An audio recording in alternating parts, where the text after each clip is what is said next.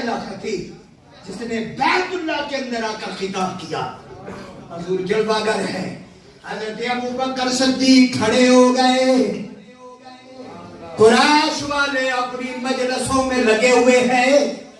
ابوبکر صدیق بولے او لوگوں سنو، میں اس خدا کی بات کرتا ہوں جس کا نام لینے سے زندگی کے گناہ دھل جاتے ہیں. میں اس کا نام لینے لگا ہوں جو زمین و آسمان کا خالق ہے، جس کی شان ہے لا الہ الا اللہ. اتنا کہا کافر دھوڑ کر آ گئے. ادھر سے بھی جتھا آ گیا، ادھر سے بھی جتھا آ گیا. کہنے لگے ابوبکر چپ ہو جا. ابوبکر نے کہا، جناب ابوبکر نے کہا او لوگو مجھے چپ